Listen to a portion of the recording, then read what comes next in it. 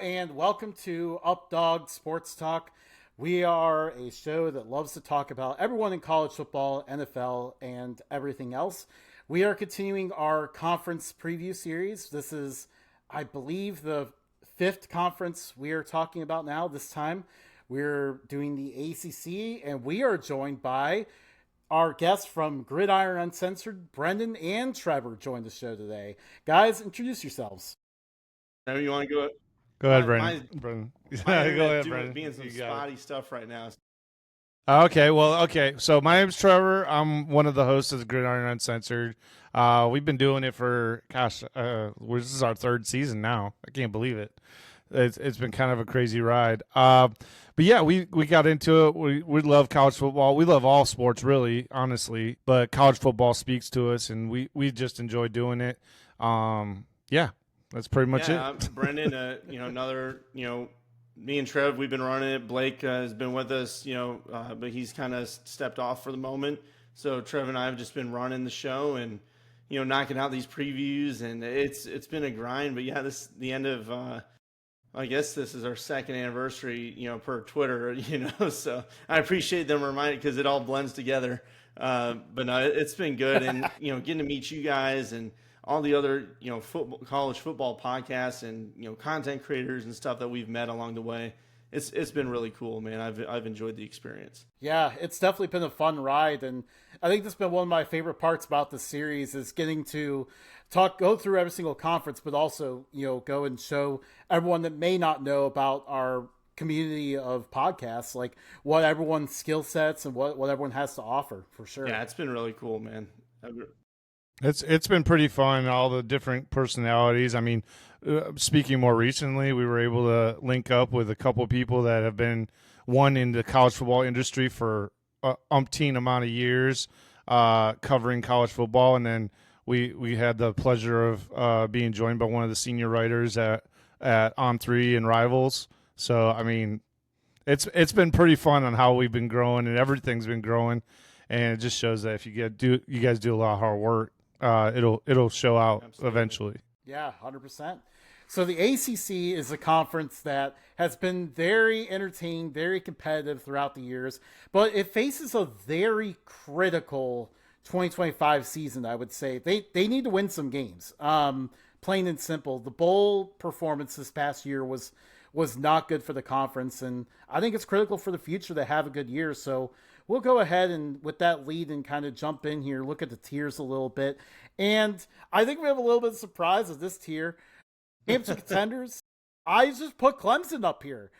Are you guys surprised by that? How do you feel when you just see Clemson as contender? Do you think anyone else can I approve of all I can say is I approve of this message. From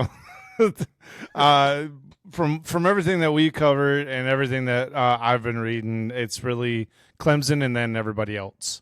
At this point in time. Now, granted, we have not played one lick of college football yet, so that being said, it's all speculative. We are just going off of best guess and returning production and everything like that, but Clemson's got the most. They've got the most returning production. They're the most proven program as far as developing talent from the recruiting trail, and that's what they've done. I mean, they had like Brendan, you can correct me, or you guys can correct me if I'm wrong, but I think they did like 3 or 4 transfer portal guys, and that was it. 3. Yeah. So I agree. I agree with them being by far and away the favorite to walk away with the ACC championship, in my opinion, and be the at least one of the representatives for the ACC. Yeah, I agree. I mean, Clemson, we know Dabo, we know the veteran quarterback returning. You have a lot of opportunities in the schedule to really show what you are, and it starts early. So no, I'm not surprised at them being the only one in like the championship contender category. Maybe I could see. I hate saying Miami because I think they're a loaded team, but maybe they could be up there. But I want to see it. I want to see. They were so close last year to be in the playoffs, and then they blew it.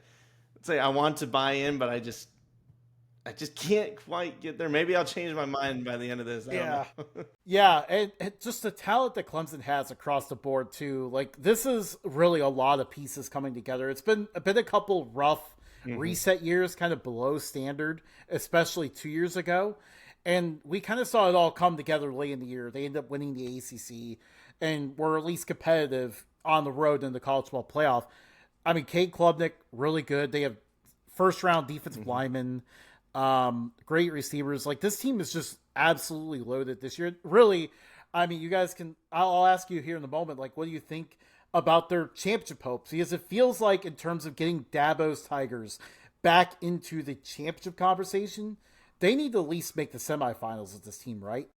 Yeah, absolutely. I mean, this is a team that, to me, it's natty or bust. Like the way that they're made up, all 80% returning production. I know not all production is good returning production, but for them, I feel like it's pretty dang close. And then they only had a 3-man portal class, but then you bring in just good talent on recruiting trail and just everything that they have. I think this is a natty or bust season. Yeah, I mean, I'm almost putting all chips in on them, man. Yeah, Clemson is minimum. They should be in the semis. I mean, obviously, it will depend on the draw system, on who they actually draw on their playoff game. Assuming they win the ACC, we'll see on who they get paired with and how the final seeding goes at the end of the season. But all in all, I would say that they would be one of the favorites to make it to the semis. Now, once you get to the semis, I'm not so certain, depending on how they've looked all season, even though they have a veteran quarterback.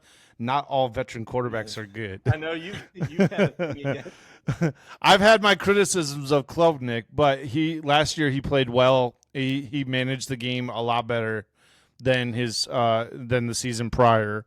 So I'm looking for that next step to see the next level of maturity in a starting quarterback from Klubnik at this point.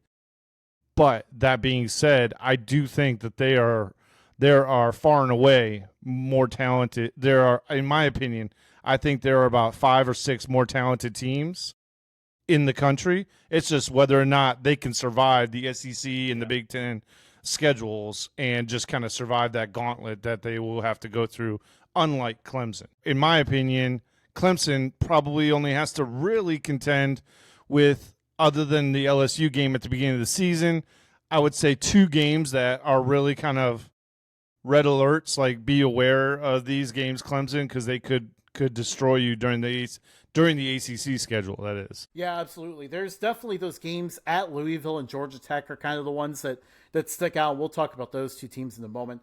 I also think Clemson's a good test of what are we looking at in this day and age where we're looking at a good continuity, like good talent, lots of continuity with that good talent compared to, like, you look at a Texas, for example, lots of talent, maybe not as much continuity. Yeah, that's a good point. Yeah, absolutely. That's a fair point.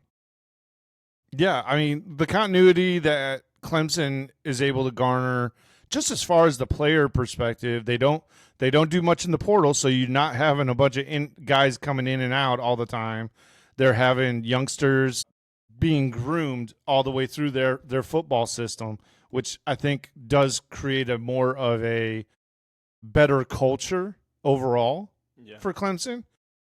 But now is the time where that culture needs to prove that they've been doing it the right way, that you can get a championship still by only doing recruiting, essentially, and minimally using the transfer portal. This is the season where Clemson has to prove to the country that doing it this way can also win you championships.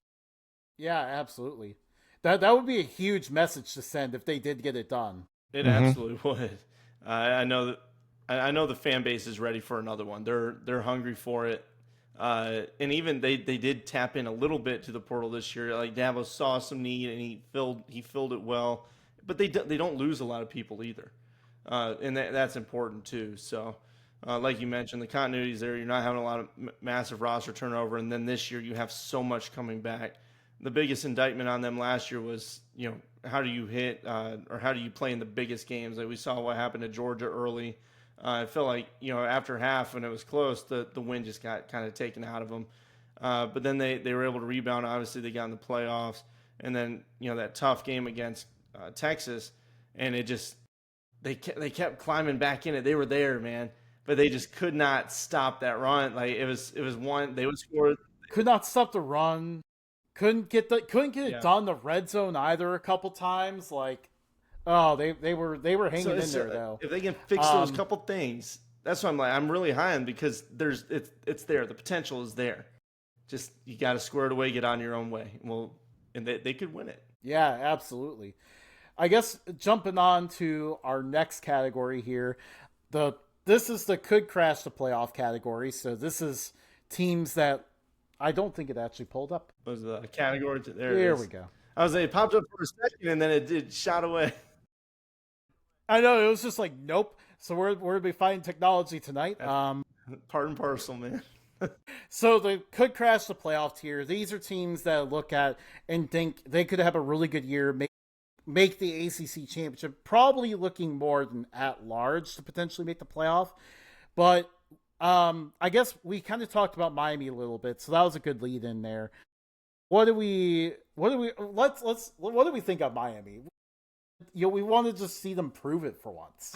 I like the roster talent. I mean, they killed the portal class again, but I mean that doesn't always mean anything. We've seen it, with Ole Miss is another one that crushes the portal talent, but they just can't finish.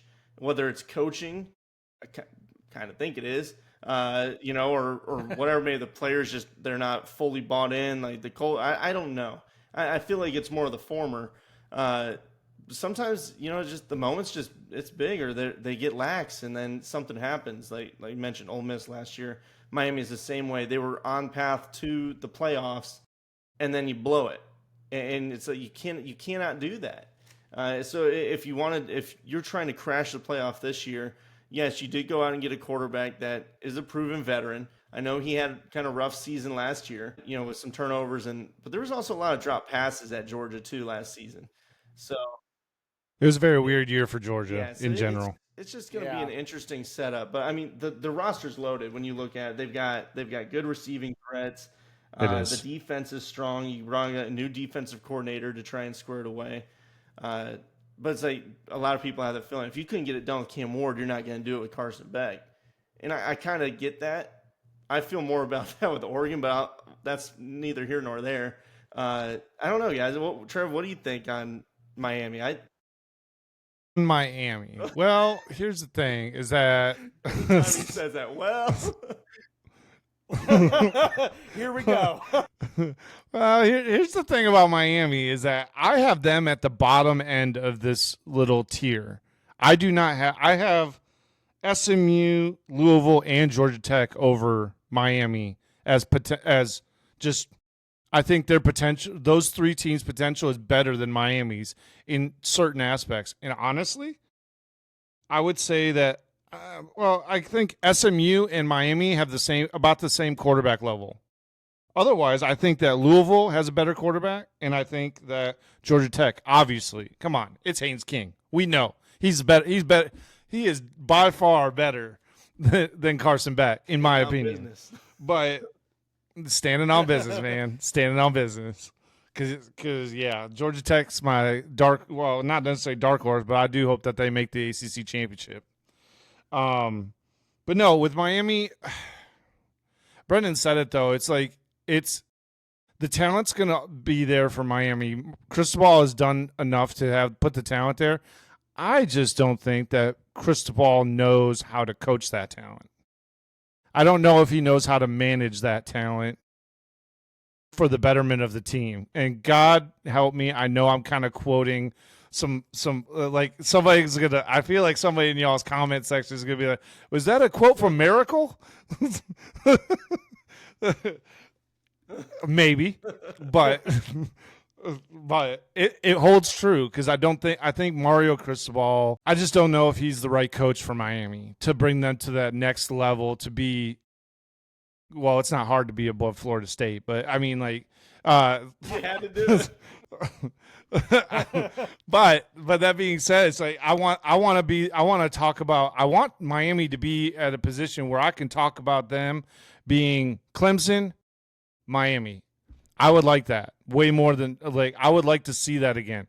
I just don't know if Cristobal is the coach to get them there. Yeah, absolutely. And last year felt like the year to finally get over that hump, and then they blow a 20. Nothing against Syracuse. Fran Brown's building something awesome there, but you cannot blow a 21-0 lead to cost yourself a playoff spot. You just can't. And you look at the schedule this year. Now, the one thing that's favorable is they don't leave the state of Florida until November. That's pretty incredible. But at the same time, you get those late road games at Virginia Tech, at Pitt, and I'm kind of looking at those the certified Mario Cristobal moment could come in one of those games. Oh, it absolutely could. And really, why I'm even when, we haven't put out our top 25 rankings yet, but I kind of have them power rated higher than some that I've seen. And again, I look at the schedule. The offensive line is loaded. There's so many things about this roster that I'm like, man, this is a really nice. They could do some damage with it, but again, it does lean to coaching, and then does Carson Beck square up? But when you look at the roster or the schedule, excuse me, Notre Dame's early. They're a strong roster, but they have a young quarterback, and they're still having a quarterback battle right now. I don't know if it's just coach speak or what, but there seems to be this back and forth. Nobody knows who it's going to be. The assumption was C.J. Carr, but we'll see. So, I mean, you could go in there with a loaded roster, and you could take down Notre Dame week 1. And then Florida, there's injury concerns with DJ Lagway. Florida State, your tier list has them accurate. We don't know, where are they going to be? There's opportunity here, even if you lose to a Louisville team that's, I think, is pretty strong, or SMU. That's another team that, I like too. So I don't know. I think there's room for them to get in there. I want to see Mario step up and finish the season. Finish the dang thing, man. Everybody's waiting on you to do it. Just show us. Yeah. I think we're all on the same page where we're just we want to see you prove it. At this point, we need to see you get it done. And there's actually a fourth team that I personally probably would put in with that crew right now, as of right now in the preseason, and that's Pitt. I personally want to throw Pitt in there just because I think that they could build on something, even though they did go 0-6 and something like that, something crazy at the end of the season. But that was mostly to do with Holstein's injury, more so than the lack of talent.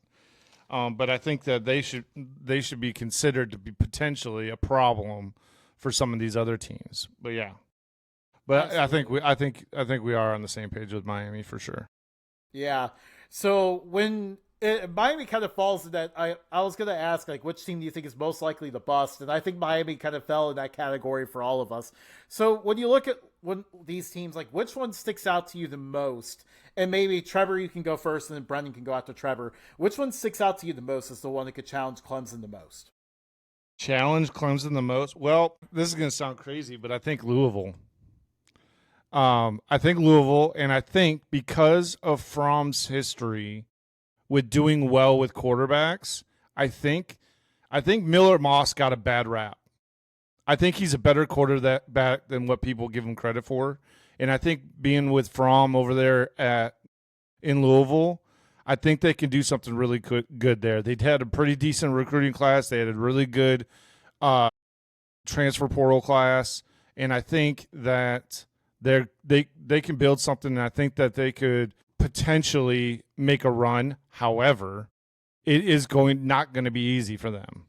They do not have an easy road. They have their first 3 games, and then it's Pitt, and then a couple weeks later it's Miami. Then a couple weeks then they go into Virginia Tech, which never is an easy game. I mean, it just goes, and then they have Clemson. They have Clemson, SMU, and Kentucky to finish out their season. So, all things considered, if what I'm saying is true, we're going to find out on November 14th on if they can challenge Clemson legitimately, or is it just Clemson and then everybody else, really? Yeah, absolutely. And fun fact, by the way, that Louisville at Virginia Tech game is the first time Louisville's played in Blacksburg as an ACC opponent. Wow. Really? Oh, that's cool. Yeah, how about that? It'll be hopping then. That's why this conference is too big. That's like that stat with who is it? Texas A&M hasn't played Georgia or something like that. I can't. Georgia's yet to play at That's Texas what it is. A&M. Thank you. Just like how? Come on, move to 9-game schedule, please. Like the fans want to see that. We've lost the script, guys. I'd say so. When I look at a team that I think can really challenge them, I do like SMU a lot, but I'm going Georgia Tech. I mean, and I like Louisville too. I really think I agree. Miller Moss, caught a bad rap. Defensively, USC's a little whack. They're getting better, but I think Georgia Tech is a team with what they return. I like the coaching staff there. I think they develop well, manage games well. Last year we saw. I feel like they got hosed against Georgia late in the season, in that triple or 8 overtime game, whatever it was they had. I think there's so much to like about this team. The offensive line, they return good pieces. The running game is going to be strong with Haynes King, plus Haynes. I like what this team has to offer. And then you look at their schedule. Yes, they play Clemson early.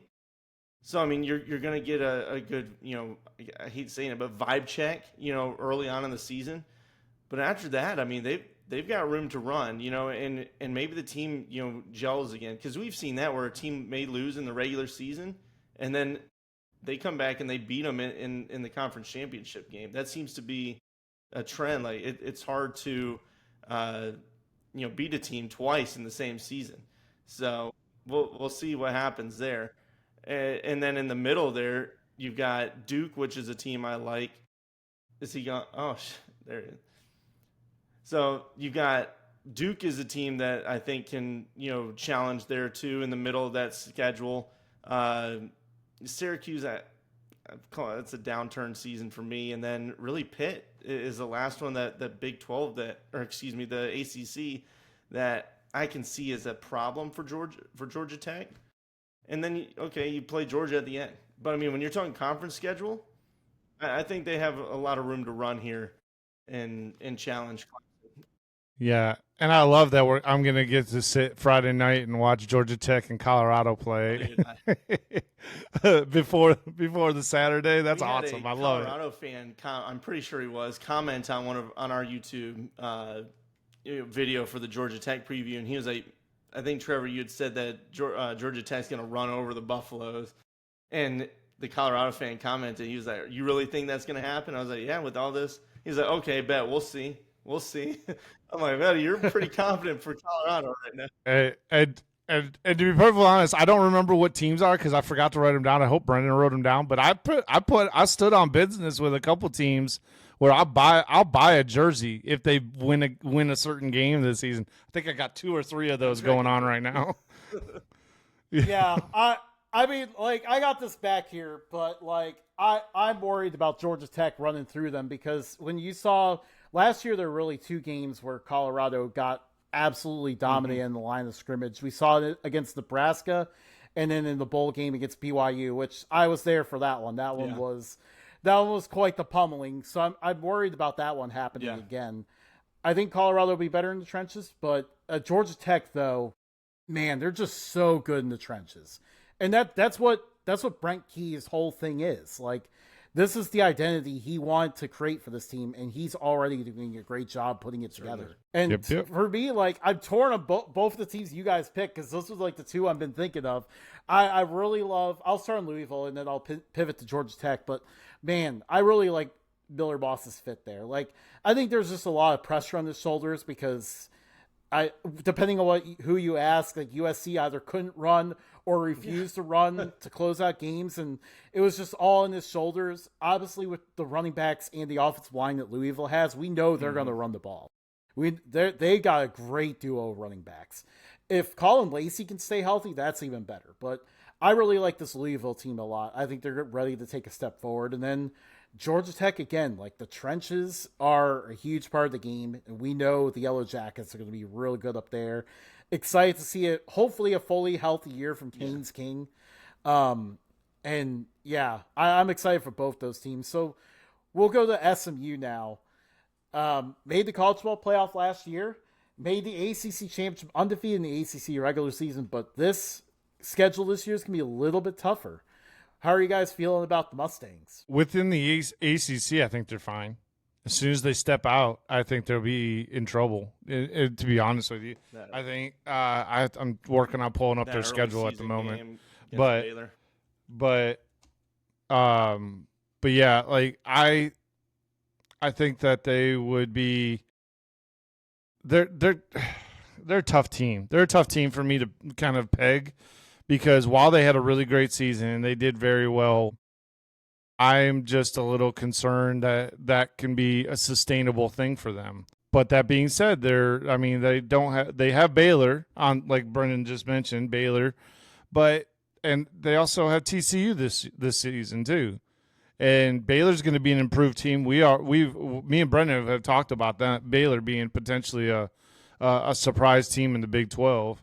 TCU, I think they're going to be an improved team. I think those will be two really big tests early on for SMU to kind of gauge on how they're going to do, because I think that's pretty much, generally speaking, outside of Clemson and probably Miami, Louisville. I mean, you got to play all of them, really. You got to play Louisville, you got to play Miami, and you got to play Clemson all within your season as well. And personally, the way I see that, that's 3 losses. Yeah. I see Louisville, Miami, and Clemson all being a loss for SMU at this point. I just think those 3 teams have stepped up to a talent level that SMU hasn't been able to keep up with. But I've been proven wrong before, and it is still college football, and any given Saturday, anything can flip and happen. So there's that. I'll say for them, Vegas likes them a bit. They're 8-5 is their over-under. The coaching staff's pretty much the same, so there's continuity there. You do bring back a veteran quarterback in Kevin Jennings, which I think he had a good season. It was just like that moment against Penn State. I don't know if he was just trying to play hero or like what happened, but once you throw 3 interceptions like that, it's so hard to come back from, in the game. And I think you get him another season, of training under the books, because we remember last season he wasn't the original starter. It was Stone, and then whatever the heck was going on with that situation, still weird to me. Things started coming together, so you get him another full off season of reps at 1, and you let him build his confidence. There's rumors of him being courted by Alabama, in the off season. So that's got to boost your confidence a bit. Regardless of how that playoff game went, this is a team that people are saying they could not contend in a big conference, and they went out and did it. So I think there's room here. I love their tight end room with Hibner and Maryland. I think that's a fantastic group. The offensive line should be good again. Running backs are good. You mix in Jennings too. Defense, really, it's cornerbacks is what concerns me a bit on that team. But there's, again, if they can gel, this is going to be a team that can cause some damage. But again, I'm worried about that schedule though for them and getting to the playoff race. Baylor is going to be a strong team. I think we've all said that. We've all come around to that. Maybe the outside college football world is not expecting it still. But if you not listen to ESPN and you listen to guys like Updog or us, you probably know by now. But then TCU, that's another one that's strong. Their running game is what concerns me. So if TCU can lock that down, that's a win. Clemson, that's tough. And Clemson, the Miami one, and Trev mentioned Louisville. I don't know, man. Schedule's tough, but there's room for them to move if they can keep it all together. They've got some experience. Question is, what do you think the record would need to be for SMU to be in the chip, for ACC chip? I feel like they still have to go 10-2. Yeah, to get to the ACC title game, because Georgia Tech has a semi-favorable schedule. Miami kind of does. They don't have. Miami doesn't have to play Clemson, there's that. But they still have to play Notre Dame and everybody. I guess you could have 4 losses, and from 2 being the outside and then 2 on the inside of the conference. Yep. And say you lose to Baylor and TCU, and then you lose 2 on inside to Clemson or 1 of Miami or Louisville. There's a potential, which means that if they end up getting 4 losses, it is, you have to win that ACC championship game if you want to go back. Yeah, absolutely. And you cannot lose both the Miami and Louisville games for sure. Like, you have to win You probably have to win both of those if you lose to Clemson. So that's kind of the tough part too. I think you guys hit the nail on the head there. Kevin Jennings is kind of feels like he's a little bit underrated this offseason just because most of the nation saw what happened against Clemson in the ACC championship and then what happened against Penn State. His biggest issue has been he's a really talented quarterback, can run 60-yard touchdowns at any point. Like, he can break it on you and can throw it anywhere. But the problem is, like, when he gets in a bad spot and starts turning the ball over, he does it in bunches. Don't forget, there was the wild game against Duke where they turned it over 8 times and won that game. Yeah, that's the problem. It's like, how do you overcome that? You know, what do you do to fix that mental space? And But I would say that that's probably the ACC as a whole is like which quarterback in the ACC can play mistake-free football more so than anyone else, because there's plenty of good defenses in the ACC, and I would say only a handful of top-tier quarterbacks. I mean, outside of Klubnik, Beck, and Haynes King, then there's Jennings, like we're talking about, and I can't think. I'm trying to think. Oh, then Miller Moss. We don't really know what he's going to turn into being in Louisville since he's a new guy. So I put him at the bottom level of all those other quarterbacks, but I still think he's good. Outside of that, though, I think there's a lot of question marks at the quarterback position elsewhere within the ACC. Yeah, absolutely. A lot of guys with a wide range of possibilities. That's the show, guys. Let them know where they can find you and any fun upcoming projects you got going on. Yeah, so obviously you can find us at YouTube at Gridiron Uncensored, Facebook Gridiron Uncensored, and then on Twitter at Kicking It with the Grid. Right? That's the tag, right? Kicking It with the Grid. Yeah. And then also this season, once the season gets going, every Sunday night at 9 p.m. Eastern, 8 p.m. Central, we'll be live doing our live reaction shows. On YouTube, Twitter, and wherever else, and Facebook Live as well. Yeah, I mean, did I miss anything, Brendan? You know, we always like to talk football, and really very active on Twitter or X, whatever you want to call it. But we'd love to have you. Very awesome. Great having you guys on the show. Thanks for joining us. And of course, don't forget about us as well. We are Up Dog Sports Talk. Obviously, if you're finding the show for the first time, you can find us on X as well. We are also very active on there, but we're also, here on YouTube and everywhere else that you get your podcast. I know my colleague Matt usually tries to list out all the places and he forgets half of them. I'm not even going to try. We're going to sign off there. Thanks for joining us, everyone, and have a good week.